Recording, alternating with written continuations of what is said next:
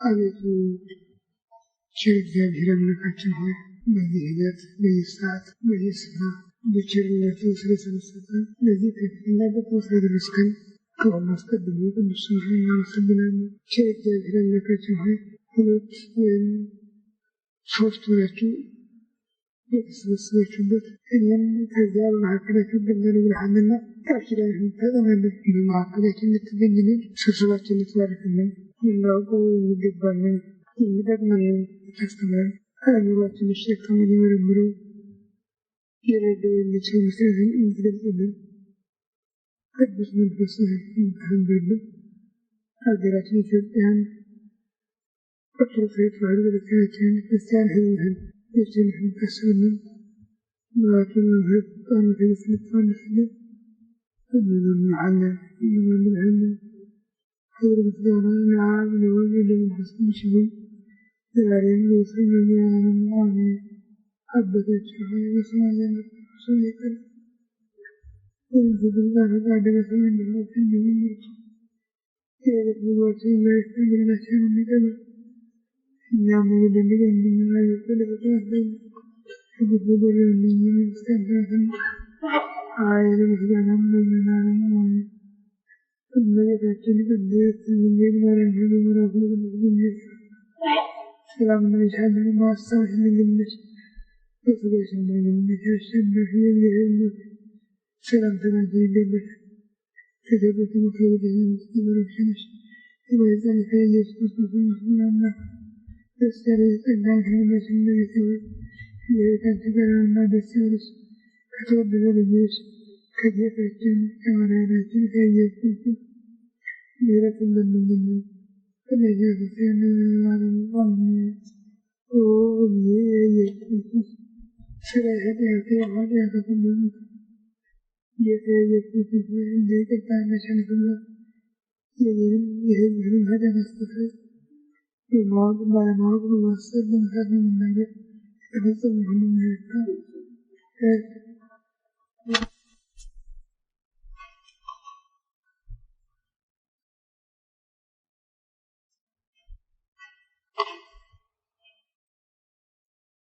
ግንቦት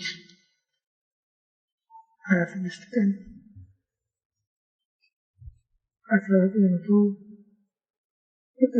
ዓ.ም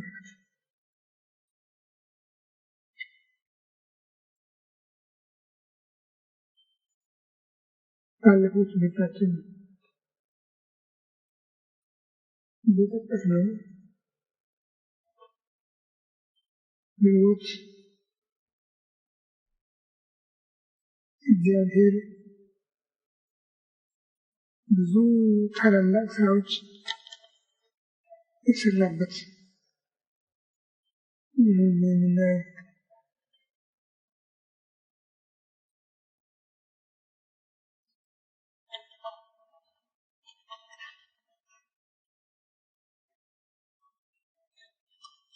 በብሉይ ኪዳን ኖህ ወደ መርከብ የገባበት ከመርከብ የወጣበት ዓለም የተቀጣበት እንደገና ምሕረት ያገኘበት ግንቦት 27 ነው።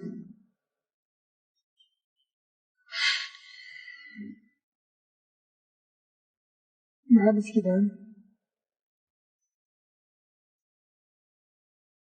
ጌታ ያረገበት ለቤተ ክርስቲያን መንፈስ ቅዱስ የሰጠበት ይህም እመቤታችን የተወለደችበት ግንቦት 1 ግንቦት 8 ግንቦት 18 ነው።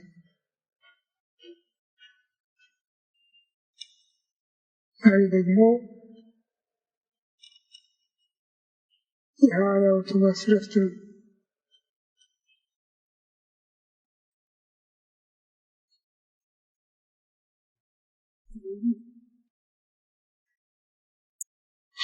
የሥርዓተ ቤተ ክርስቲያን የቀመር ስርዓት መሰረት በዓላት ከዚህ እንዳይወጡ ከዚህ እንዳይወርዱ የሚል ስርዓት የተሰራላቸው መሰረት የስምንት ቀን የነበረው የልደት በዓል ግንቦት 4 ቀን አክብረናል።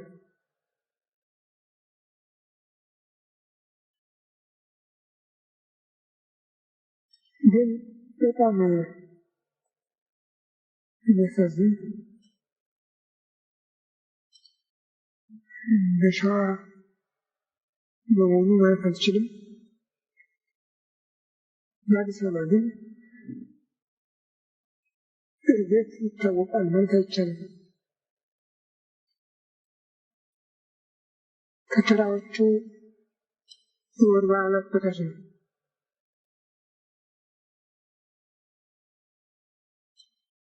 እርግጥ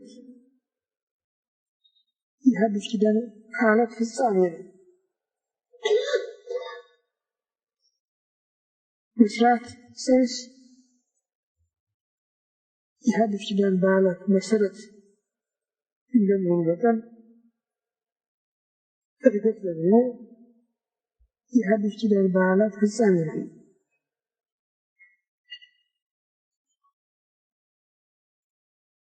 የበዛ ባደጉበት ሀገር ተራው ያውቀዋል። የቤተሰብ ብቻ አይደለችም፣ ተራው ህዝብ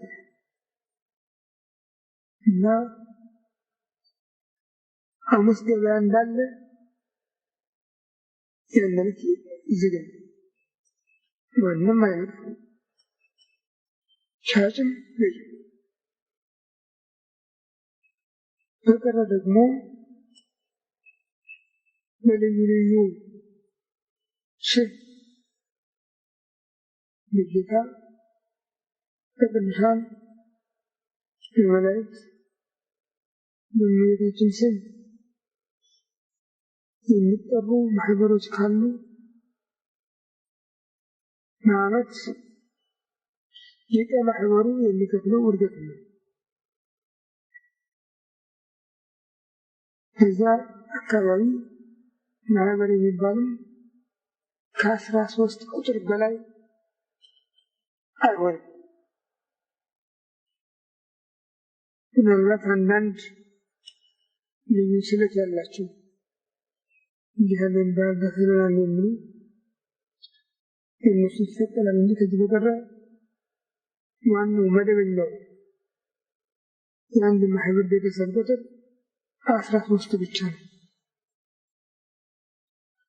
እና ይህም በመሆኑ 12ቱ በየወሩ የተመደቡት ነው። 13ኛው ግን የእርገት በዓል ነው የሚያከብሩት። ሊቅ ይባላል። ከነስሙ ሊቅ ነው የሚባለው እና አከባበሩም የራሳቸው በየቤታቸው ከሚያከብሩት የተለየ የህብረት ሰው የሚያዘጋጀውን እንዳለ አድርጎ በዚያ ላይ የመዋጮ ሰብስቦ ነው የሚከበረው። የሊቀ ማህበር በዓል ይባላል።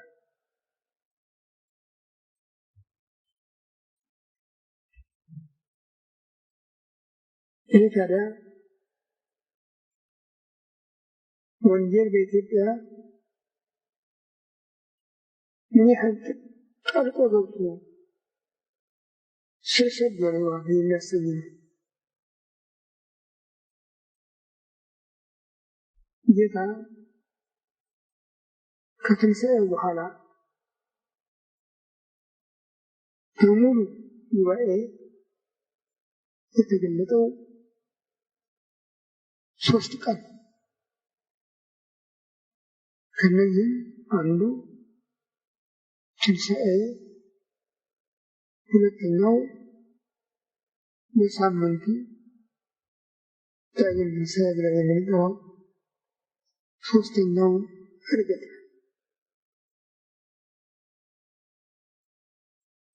እና ወንጌላዊ ዮሐንስ እንደጻፈው ወደ ምዕራፍ 21 ሲታል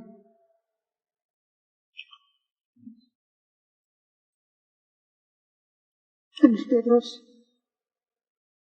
በለመደው እኔን ዓሣ ላጠምድ ልሄድ ነው አለ። ወንድሞቹ ጓደኞቹ መካከል አብረውት ሄዱ እና ስራ ጀመሩ። ግን ቢወጡ ቢወርዱ መላ ሌሊቱን አንድ ዓሣ አልተገኘም።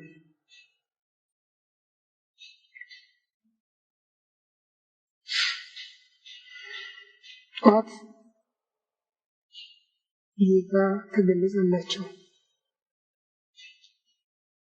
ቅዱስ ዮሐንስ ወንጌላዊ ቅዱስ ጴጥሮስን ጌታ እኮ ነው አለው። ቅዱስ ጴጥሮስ ልብሱን እንኳን ለማንሳት አልፈለገም። ቶሎ ባህር ላይ ወደቀ።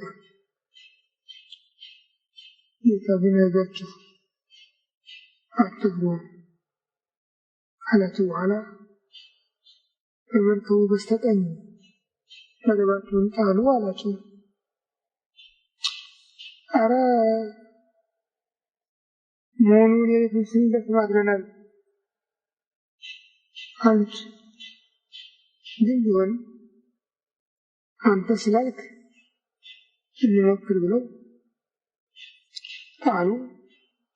ግን መርከቢቱ ከምትችለው በላይ ዓሣ ተጠመደ። በዚህ ጊዜ ለቅዱስ ዮሐንስ ጌታ እኮ ነው ያለው።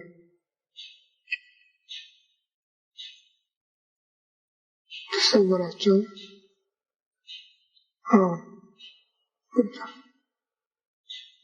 መርከቡን ሳቡ አላቸው። መሳብ አቃታቸው። በግድ ተወጡት እና በዚያ ጊዜ እነሱ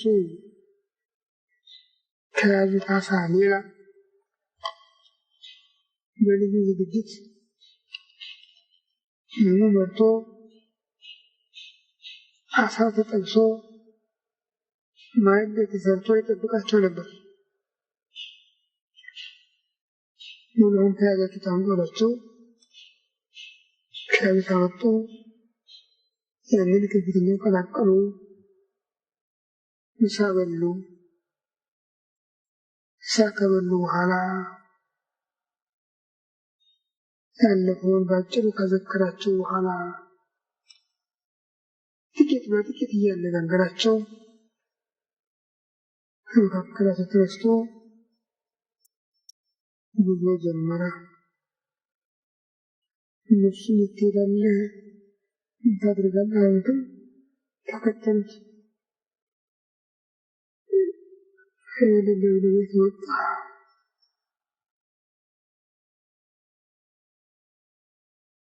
እያንዳንዳቸው እጁን በራሱ ላይ እየጫነ ከአናጉንስጢስ እስከ ሊቀ ጳጳሳት ያለውን ማዕረግ ሾማቸው እና ድንገት መሬት ለቀለ። ከዚህ ከሚሄድበት መራመዱ ቀረ። ወደ ላይ መሳብ ሆነ። ጥቂት በጥቂት እያለ ከራሳቸው በላይ ደረሰ። ከዚህ በኋላ ግን በርቀት ሳይሆን በርቀት ዓይናቸው እያየው ምንም ሳይረግጥ ምንም ሳይጨብጥ ወደ ሰማይ አረገ። በአዲስ ኪዳን ተቀምጦ ባጭር እንዲሄድ ነው። ቀሌምንጦስ በተባለው መጽሐፍ ግን ሰፋ ያለ ትምህርት ተመዝግቦ ይገኛል። ወደ ደብረ ዘይት በደረሱ ጊዜ እናቱ እመቤታችን በብርሃን ድንኳን ውስጥ ተቀምጣ ትጠብቃቸው ነበር ይላል። እሱ ብቻውን ገብቶ አነጋገራት ነው የሚል። ምን እንዳላት ምን እንደመለሰችለት የሚታወቅ ነገር የለም። ከዛ ወጥቶ ወደ ሰማይ አረገ። በሚያደርግበት ጊዜም 99 ነገደ መላእክት 99 ነገድ ሲባል ምናልባት እኛ ለአእምሯችን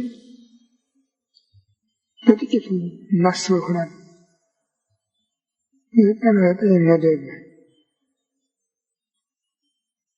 99 ቀበሌ 99 ወረዳ 99 አውራጃ 99 ክፍለ ሀገር 99 ክልል 99 አህጉር ብለን እናስቀምጥ እንሞክር ይሆናል። አይደለም፣ ከዚህ ሁሉ በላይ ነው። ይህን ሰውን ሲፈጥረው አንድ ሰው ብቻ ነው የፈጠረ። ግን ብዙ ተባዙ ምድርን ሙሏት ብሎ በመናገሩ ዛሬ ለሰው ልጅ ዓለም ጠቦታል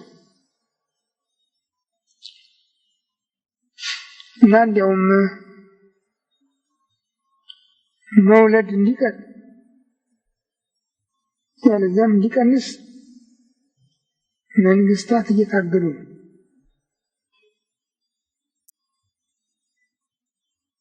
የመገናኛ አያመጣ ጉድ የለውም። ባለፈው ጥቂት ጊዜ ውስጥ ሰምታችሁ ከሆነ ቻይና 4 ሚሊዮን የሚሆኑ ተወላጆችን አስቀረች የሚል ቃል ነበር ያስተላለፈው። 4 ሚሊዮን በየእናታቸው ማህፀን የቀሩ።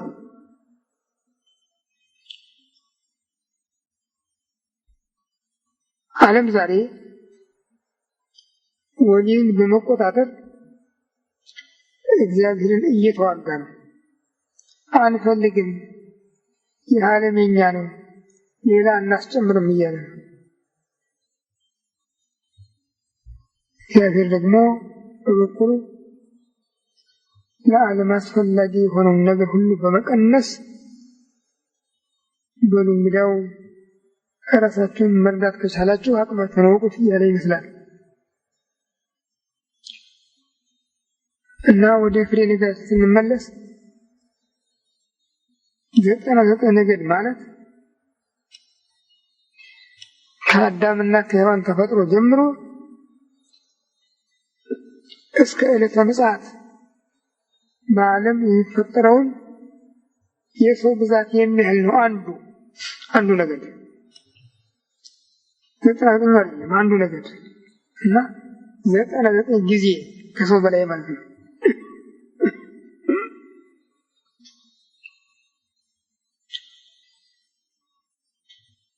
እነዚህ መላእክት በሥርዓተ መንግስት በቀሌምንጦስ መጽሐፍ እንደተቀመጠው በልዩ ሰልፍ በልዩ አለባበስ ነው የሚያሳያቸው። አስተላለፋቸው፣ አለባበሳቸው እንዴት እንደሆነ በእነሱ መካከል በሰረገላ ኪሩቤል ተቀምጦ አለፈ ነው የሚል።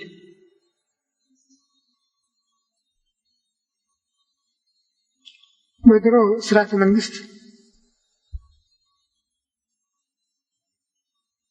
የመንግስቱ ሰረገላ 3 ክፍል አለው። አንዱ ኋላ ንጉሱንና ንግስቲቱን የያዘ ነው። ሁለተኛው በግራና በቀኝ ቆመው የሰረገላውን ጠርዝ ተደግፈው የንጉሱን መንግስት እያወጁ እያሰሙ የሚሄዱ ሊቀ መኳሶች ናቸው። ሶስተኛው ክፍል የሰረገላውን እጅ ያለበት ነው።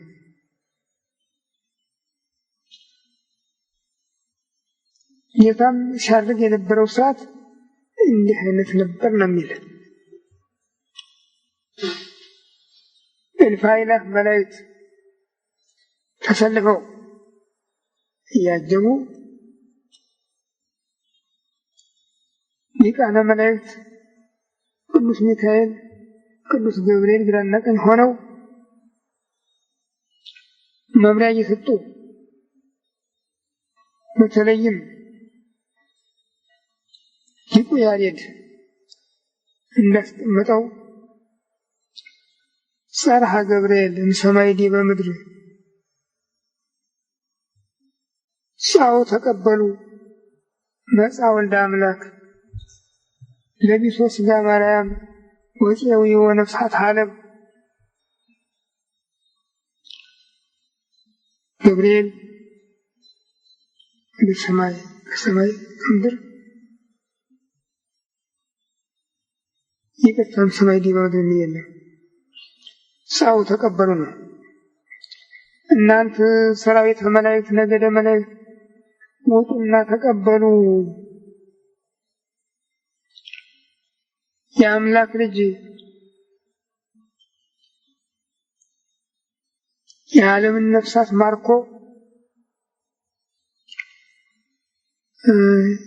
የማርያምን ሥጋ ለብሶ መጥቷልና በራችሁን ክፈቱ እያለ ያውጅ ነበር ነው የሚል። ይህም ነቢዩ ዳዊት ቀደም ብሎ አርኅዉ ኆኃተ መኳንንት ወኢትረኃዋ ኆኃት ለፍጥረት፣ መኳንንት በራችሁን ክፈቱ፣ ከጥንት ተዘግተው የነበሩ በሮች ይከፈቱ፣ ወይባ ንጉሠ ስብሐት የክብር ባለቤት ይግባ፣ መኑ ውእቱ ስብሐት የክብር ባለቤት የምትለው ማን ነው? እግዚአብሔር አምላክ ኃያላን ውእቱ ስብሐት የኃያላን አምላክ እግዚአብሔር የክብር ባለቤት እሱ ነው ብሎ የተናገረው የትንቢት ቃል ነው። ዛሬ ቅዱስ ገብርኤል በዕለተ ዕርገት በዓለም ያወጀው እና በዚህ ሁኔታ ሲያርግ ሐዋርያት ዓይናቸው ያይ ነበር። በዚህ ሁኔታ አድርጎ ከዕርገት እስከ ዕለተ ጰራቅሊጦስ 9 ቀን በ9 የመላእክት ከተሞች በሦስቱ ዓለመ ሰማያት እየተዘዋወረ ምስጢረ ሥጋዌን ካስተማረ በኋላ በ10ኛው ቀን በየማነ አብ በዘባነ ኪሩብ ተቀምጦ ለቤተ ክርስቲያን እሰጣለሁ ያለው ቃል ፈጸመ። መንፈስ ቅዱስን ለቤተ ክርስቲያን ላከ።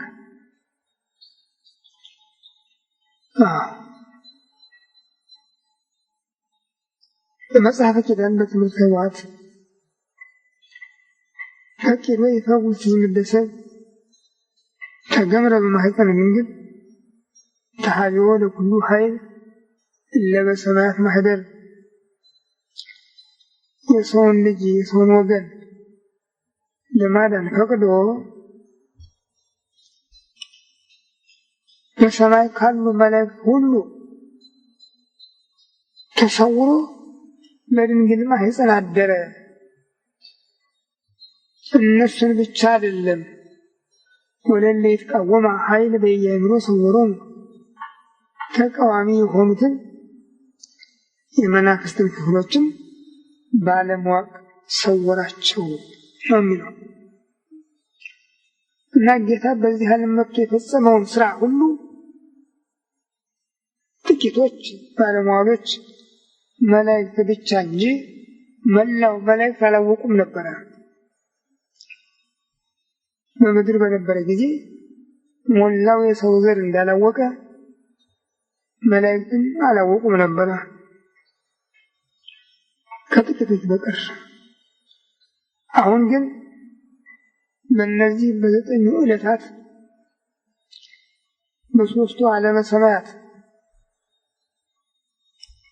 ራማ፣ ኢዮር፣ ኤረር በሚባሉት በሦስቱ ዓለመ ሰማያት በ99 ነገድ 13 ተከፍለው በሚኖሩበት ዓለም እያንዳንዱ እየተገኘ ምስጢረ ሥጋዌን ያስተምራቸዋል። ከዚያ በኋላ በዘማነ አብ በየማነ አብ በዘባነ ኪሩብ ተቀምጠዋል። ይሄ ነው ለሰው የተሰጠው ጸጋ ክብር እዚህ ድረስ ነው።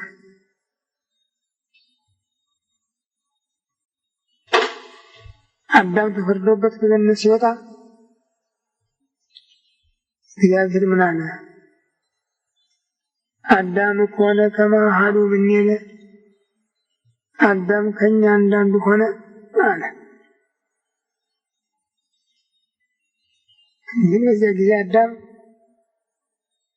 ቆዳ ሸርጦ ነው ከገነት የወጣ ባዶ ራቁቱን። ዛሬ ግን የክብር ሁሉ ባለቤት ሆነ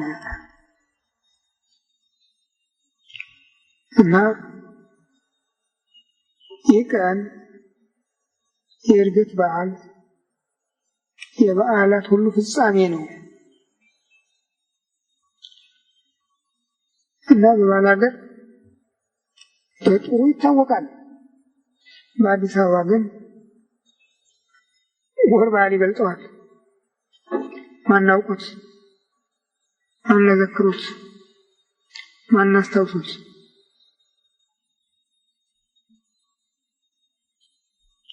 በ66 ዓመተ ምህረት እኔ በወንጀል ከተከሰስኩባቸው አንዱ ስለ ዕርገት ያስተማርኩት ትምህርት ነው። በባል ሀገር የዕርገት ክብር እንዲህ ነው። ንጉሠ ነገሥቱ ፓትርያርኩ ባሉበት በአዲስ አበባ ግን ዕርገትን የሚያውቀው የለም ብዬ በመናገሬ 15ኛ ወንጀል ሆኖ ቀርቦብኝ ተከስሼበት ተሽሬበታለሁ። ሊቁ ያሬድ ግን በእውነቱ አስደናቂ በሆነ ቋንቋ ነው የቀመረው። የዕርገትን ድጓ ማየት እንጃ እንዲያው የሚስላቸው ካለ እንጃ ምን እንደሆነ አላውቅም። እና ዕርገት በኢትዮጵያ ሰፋ ያለ ክብር ያለው ነው። ይህም በመሰረቱ ግንቦት 8 ቀን ነበር። አሁን ቤተክርስቲያን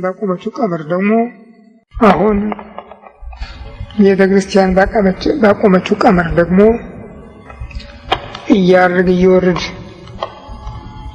ከዚህ በላይ አይወጣም ከዚህ በታች አይወርድም ብላ በሰጠችው ውሳኔ ቁጥር ዘንድሮ ግንቦት 24 ቀን ውሏል። ይህን በዚህ እናቁመውና የዛሬውን ዕለት ደግሞ በጥቂቱ እንዳስው። ዛሬ ግንቦት 26 ቀን ነው። የአንድ ታላቅ ሐዋርያ መታሰቢያ ነው። ዲዲሞስ የሚባለው ሐዋርያው ቶማስ ሥርዓተ መልእክቱን አገልግሎቱን የፈጸመበት ቀን ነው። ስለ ቅዱስ ቶማስ በወንጌል በልዩ ልዩ ቦታ ተመዝግቧል።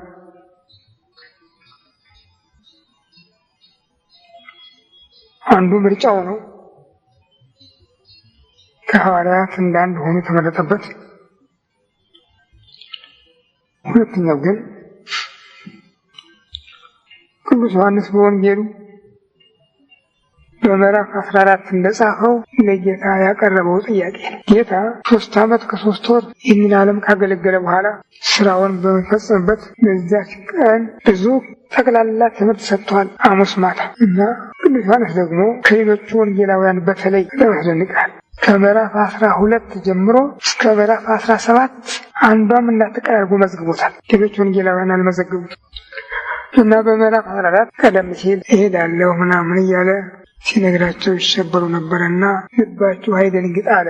በእግዚአብሔር እመኑ፣ በእኔም እመኑ። ይሄ ለጌታ የመጨረሻው አነጋገር ነበረ። እስከ ዛሬ አባቴ ልኮኛል፣ አባቴ እንዲህ ብሏል የሚል ትምህርት ነበረ ትምህርቱ። ዛሬ ግን ምስጢረ ሥላሴን በአካል በገጽ 3 በባህሪ በመለኮት አንድ ብለው የሚያምኑበትን ምስጢር ሊያስተምራቸው ስለፈቀደ በዚህ ምዕራፍ ለሰው አእምሮ ከባድ የሆኑ ታላላቅ ቃላት ተናግሯል እና ከነዚህም አንዱ በእግዚአብሔር እመኑ በእኔም እመኑ የሚል ነው። አሁን አንድ መሆናቸውን እኩል ትክክል መሆናቸውን አረጋገጠ።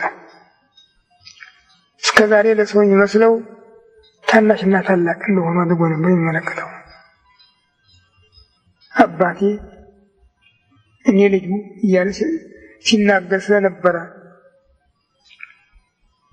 በትምህርት ላልበሰለ አእምሮ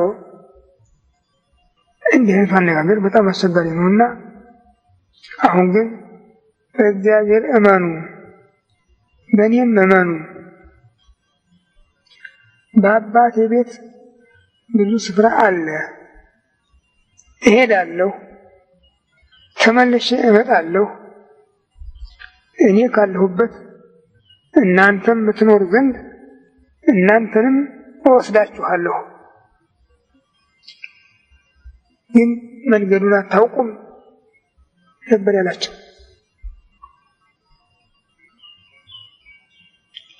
በዚህ ጊዜ ቶማስ ምን ማለት ነው? የሚሄድበትን አታውቁም ነበር ያላቸው። በዚህ ጊዜ ቶማስ ምን ማለት ነው? የምትሄድበትን የማናውቅ ከሆነ መንገዱ እንዴት እናውቃለን ነው ያለው። ያስተካክለውና በአባቴ ቤት ብዙ ማረፊያ አለ፣ እሄዳለሁ፣ ተመልሼ እመጣለሁ፣ እወስዳችኋለሁ። ሁላችሁም የት ትሄዳለህ አትሉኝም፣ የሚሄድበትን አታውቁም፣ መንገዱን ግን ታውቃላችሁ ነው ያላቸው። የሚሄድበትን አታውቁም፣ መንገዱን ግን ታውቃላችሁ። ለዚህ ነው ሐዋርያው ጥያቄ ያቀረበ። የምትሄድበትን የማናውቅ ከሆነ መንገዱን እንዴት እናውቃለን አለው። የእውነትና የሕይወት መንገድ እኔ ነኝ፣ በእኔ በኩል ካልሆነ ማንም ወደ አብ መምጣት አይቻለውም አለው። ምን ማለት ነው? እኔን ልጁ ቃሉ ብሎ ካላመነ አብን አምላክ ብሎ ማመን አይችልም ማለት ነበረ።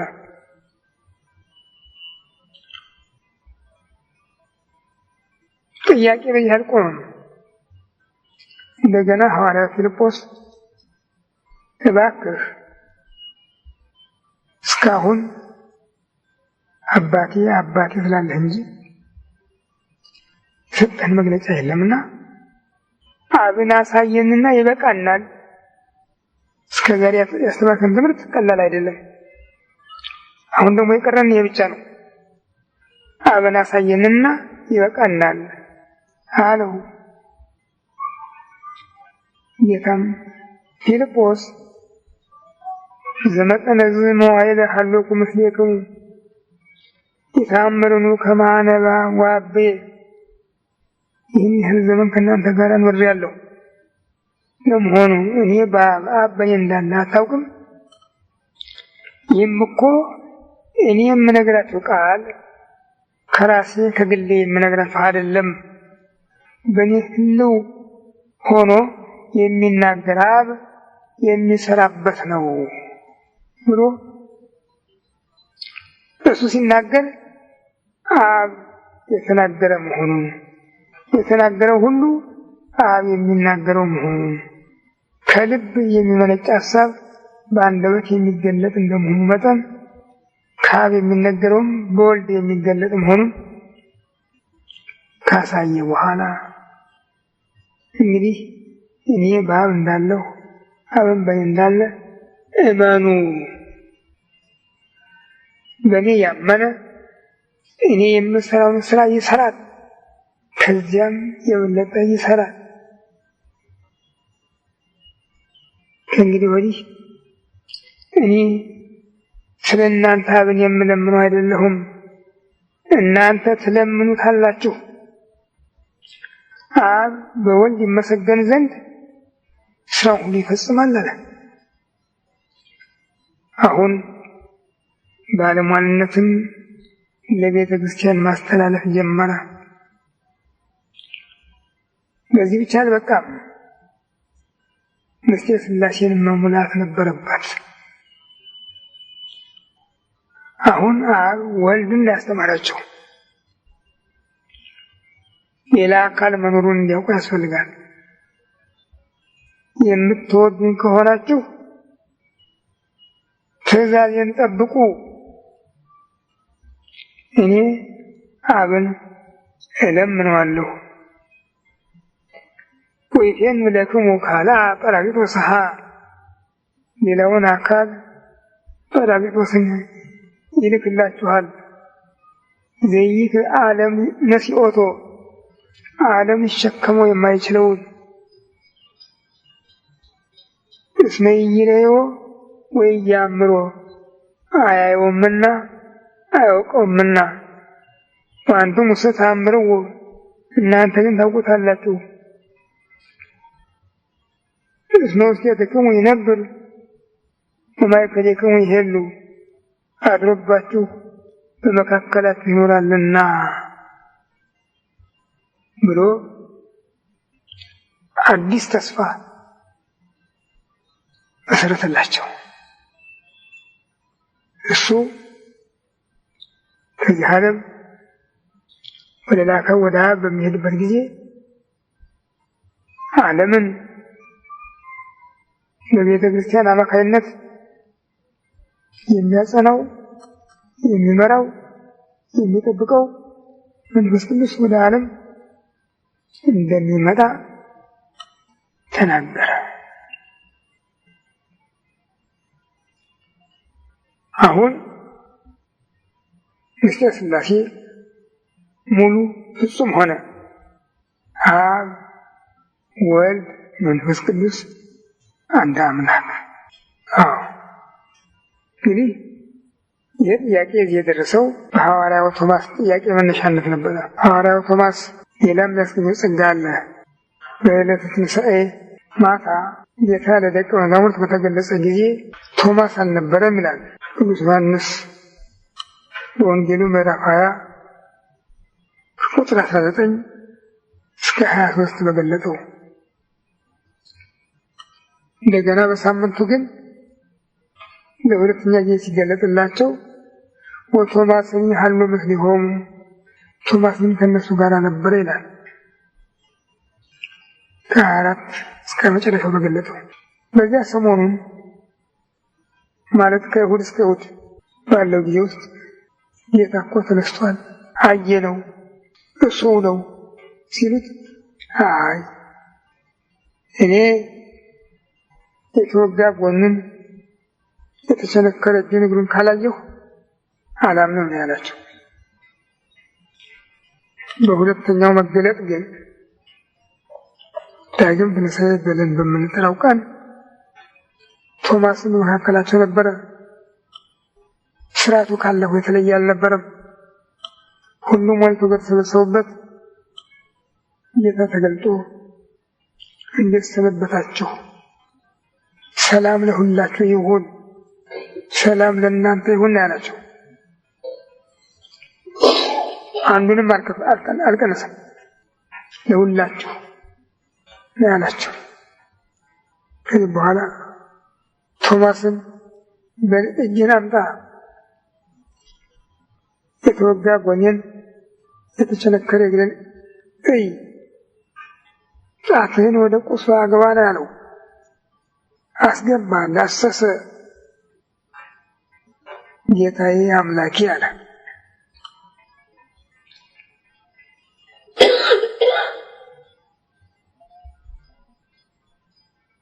እዚህ ላይ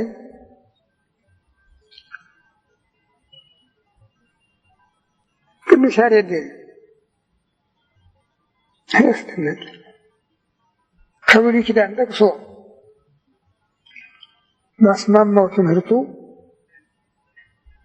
ወልድ ሆየ ፈነወ እዴሁ እንተ ስቁረት ለከፎ ሰቢሃ ርእስነ መለኮት ብሎ ወስዶታል።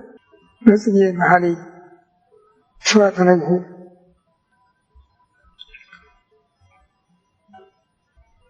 ንጉሡ ሰሎሞን ከሳባ ንግሥት ጋር በተነጋገረው ቃለ መኃልይ እሷ ምን አለችው? ወልድ ሆየ ፈነወ እዴሁ እንተ ስቁረት፣ ወንድሜ እጁን በመዝጊያው ቀዳዳ አሳልፎ በሩን ሊከፍት ሞከረ ነው። ልቤ ደነገጠ። ተነሳሁ፣ ከፈትኩለት፣ እሱ ግን ሄዷል ነው ያለች። ይህንን ያሬድ ጠቅሶ በመዝጊያው ቀዳዳ ያለችውን በዚያ በጎኑ በጌታ በጎኑ በእጁ በእግሩ በችንካሩ በጦሩ ፈለግ ችንካሩ ጦሩ ባለፈበት እጁን አስገባ አይልና ምን ጨመረበት? ለከፎ ሶቢሃ ርእስነ መለኮት። ያን ጊዜ የመለኮት ዋዕይ ገጠመው ይላል። የሚዳስሰው አካል ስጋዊ ብቻ አለመሆኑን አምላክ መሆኑን የሚያስረዳ ነገር ተገለጠ። እጁ ተቃጠለ። እጁ ተቃጠለ። ጌታ ፈውሶታል። በዚህ ጊዜ ምን አለ ቶማስ? ጌታዬ አምላኬ አለ። ትናንት ጌታዬ ብቻ ነበር የሚለው፣ ዛሬ ግን አምላኬ አለ።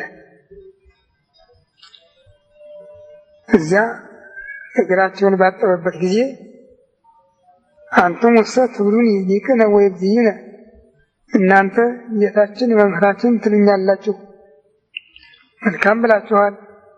እስመ ከማሁ አነ፣ እኔም እንዲሁ ነኝና።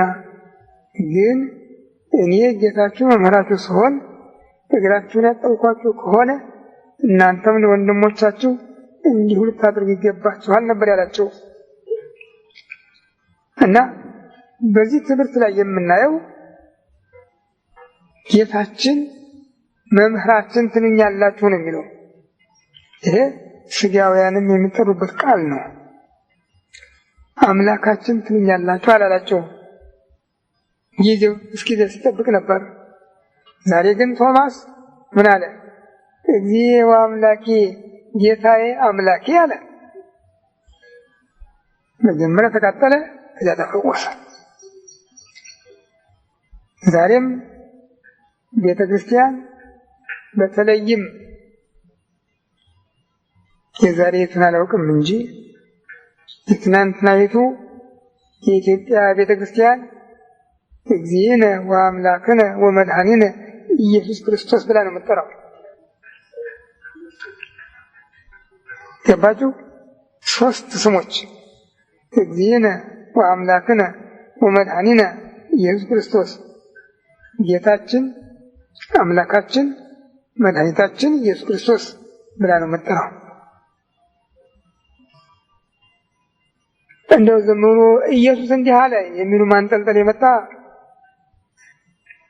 ትናንት የፈረንጅ ሊቃውንቶች ከገቡ ወዲህ ነው። ማንም እንዲህ ጠርቶ አያውቅም። በኢትዮጵያ ቤተ ክርስቲያን ጌታችን፣ አምላካችን፣ መድኃኒታችን ኢየሱስ ክርስቶስ ይሄ ነው። ይህንን ቃል ያስተማረን ሐዋርያው ቶማስ ነው።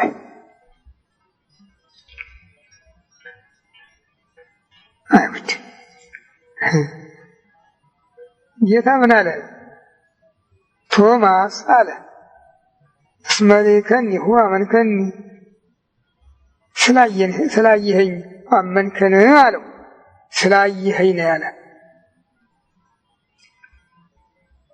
ምን ማለት ነው? ስላየኸኝ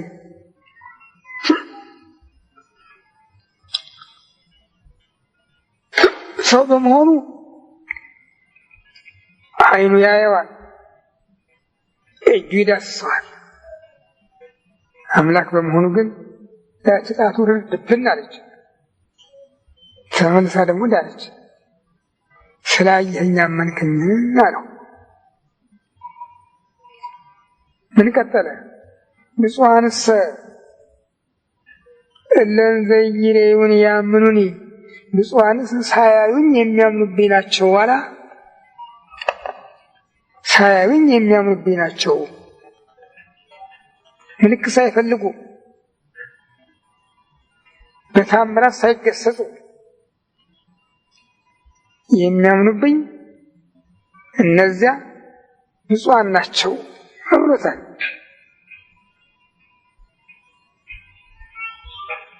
አባ ጊዮርጊስ የተባለው ሊቅ ብፁዓንሰ ሰብአ ኢትዮጵያ ብሎ ወስዶታል። ሰዎችን ወገኑ ሲያደላ አይድረስ ነው።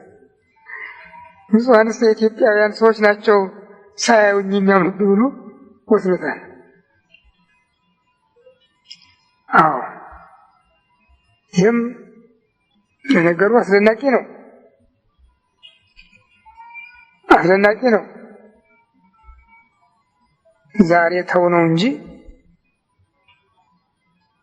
ኢትዮጵያንና የኢትዮጵያ ቤተክርስቲያንን ከነልጆቿ ሰው አድርጎ ያኖረ ምስጢር ነው። የንግሥት ህንደኬ ጃንደረባ በሐዋርያው በዲያቆኑ በፊልጶስ እጅ ሲጠመቅ ነዋ ማይ ወመኑ ከላኒ ተጠምቆ፣ እስካሁን የነገርከኝን ሰምቻለሁ፣ ተቀብየዋለሁ። ማተኛው መደምደሚያው መጠመቅ ከሆነ ውሃ ይሄው እንዳልጠመቅ የሚከለክለኝ ማን ነው ነው ያለው። ሐዋርያውም ግባ ተጠመቅ አይደለም ያለው። ይደልወከ ትእመን በኩል ልብከ፣ በፍጹም ልብህ ልታመን ይገባሃል ነው ያለው። ተጠማቂ ምንድን ያለ? አንሰ አምን ከመ ኢየሱስ ውእቱ ወልደ እግዚአብሔር፣ እኔ ኢየሱስ የእግዚአብሔር ልጅ እንደሆነ አምናለሁ ነው ያለ። እንግዲህ በ3 ዓመት ተኩል ትምህርት የሌለ ሰው፣ የእሱን መልኩን ያላየ ሰው ደቀ መዝሙሩን ያገኘው በተወሰኑ ደቂቃዎች እየተነጋገሩ፣ በእርግጥ በነቢያት ትምህርት ትንቢት የበሰለ ሰው ነው ሐዋርያው። ከዚያም እያጣቀሰ ሲያስተምረው፣ በተለይም በትንቢተ ኢሳይያስ በተጻፈው ሲያስተምረው ወዲያው ልቡ ተነካ እና ለዚህ ትምህርት ማተሚያው መደምደሚያው ጥምቀት ነው ባለው ጊዜ ነዋ ማይ ወመኑ ይከላኒ ተጠምቆ ውሃ ይሄው እንዳልጠመቅ የሚከለክለኝ ማን ነው ነው ያለው። ሐዋርያውን መንገድ አልሰጠም። በፍጹም ልብህ በፍጹም ነው ያለው። ደግሞ የሚገርመው በኩል ልብህ በፍጹም ልብህ ልታምን ይገባሃል ነው ያለው። ያንደረባው እኔ ኢየሱስ የእግዚአብሔር ልጅ እንደሆነ አምናለሁ። ይሄ እኮ ጴጥሮስ በ3 ዓመት ትምህርቱ ያገኘው ነው። በ3 ዓመት ትምህርት መጨረሻ መነ ብልዎ ሰብለ ወልደ እጓለ እመሕያው ብሎ በቂሳርያ ጌታ ደቀ መዛሙርቱን ጠየቃቸው። ሰዎች እኔን ማን ይሉኛል አላቸው። አይሁድ ይሄማ ስንት ይነገራል አሉ። ዮሐንስ መጥምቅ ነው የሚሉ አሉ። ከሞት ተነስቶ ነው ይላሉ። ኤርምያስ ነው የሚሉ አሉ። ከነቢያት አንድ ነው የሚሉም አሉ አሉት። የራሳቸውን ነበረ የሚያናግራቸው። እንዲህ መቼ በቀልድ ማለፍ አላልና አንትሙሰ መነ ትብሉኒ እናንተሳ ማን ትሉኛላችሁ አላቸው። ያን ጊዜ ነው ቅዱስ ጴጥሮስ አንተ ውእቱ ክርስቶስ ወልደ እግዚአብሔር አንተ የእግዚአብሔር ልጅ ክርስቶስ ነህ አለው። ጌታ የመለሰለት ምንድን ነው? ብፁዕ አንተ ስምዖን ወልደ ዮና እስመ ኢከሰተ ለከ ዘሥጋ ወደም አላ አቡየ ዘበሰማያት። የዮና ልጅ ስምዖን አንተ ብፁዕ ነህ፣ ይህን ስጋዊ ደማዊ የገለጠልህ አይደለም ሰማያዊ አባቴ ነው እንጂ። አንተ መሰረት ነህ፣ በዚች መሰረት ላይ ቤተ ክርስቲያኔን አንጻታለሁ፣ የሲኦል ባለስልጣኖችም አይበረታቱባትም አለው። የመጀመሪያን ብፅዕና የተቀበለ ቅዱስ ጴጥሮስ አንተ ክርስቶስ የእግዚአብሔር ልጅ ነህ በማለቱ ነው። ይህንን ነበረ ኢትዮጵያዊ ጸሐፊ ያስታወሰ። ቶማስ ስላየኸኝ አመንክን? ብፁዓንስ ሳያዩኝ የሚያምኑብኝ ናቸው አለ። አሁን ያ ሰው ብፁዕ ነው። እኔ ኢየሱስ የእግዚአብሔር ልጅ እንደሆነ አምናለሁ ያለ የጣለው መሰረት አስደናቂ ነበረ። እስከኛ ዘመን ድረስ ያልተለወጠ ያልተናወጠ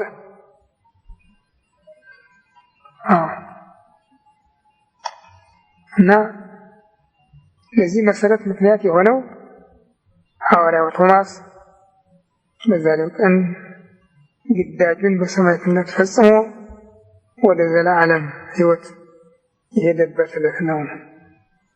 ለዚህ ነው እንድናስታውሰው የፈለኩኝ።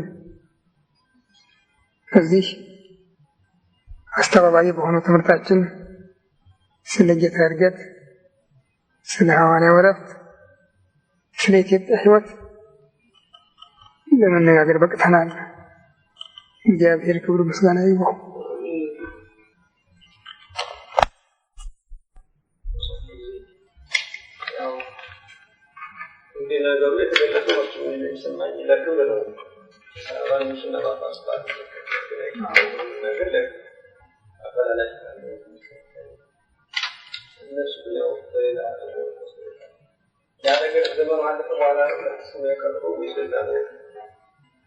መጨረሻው የጉድ ቀን ነው እንጂ ምን ወለደው። መጀመሪያማ ማን ተናግሮኝ እንኳን ሳመሰግን ብሳደብም ወቀሰኝ የለም።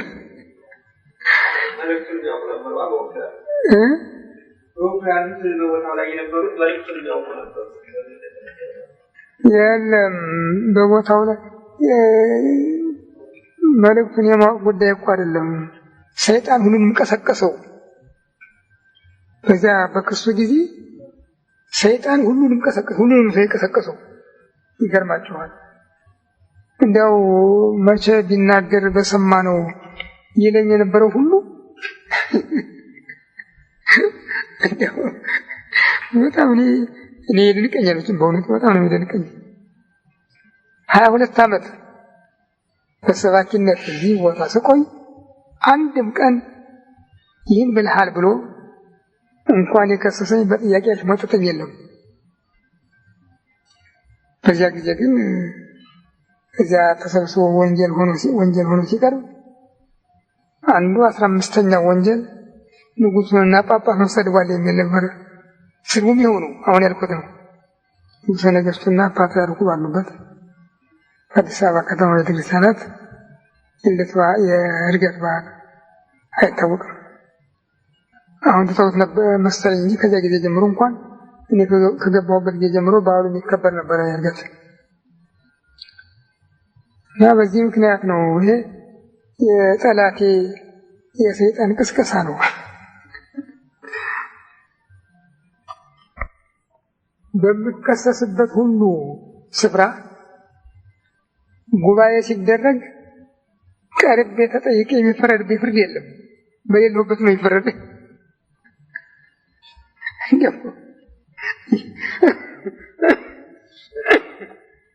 ከግንቦት እስከ መስከረም ጉባኤ ተዘጋጅቶ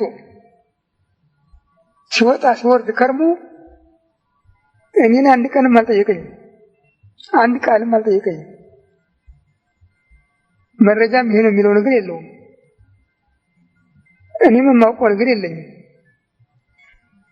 በመጨረሻው ግን እንደገና እስከ ጥር ጠብቆ አሁንም 90 ዓመት የተሰበሰበውን የደብሩን ገንዘብ አውጥቶ በልቷል የሚል ውሳኔ ወስኖ በቤተ ክህነት የሂሳብ መርማሪ አስወስኖ ነው ያቀረበው።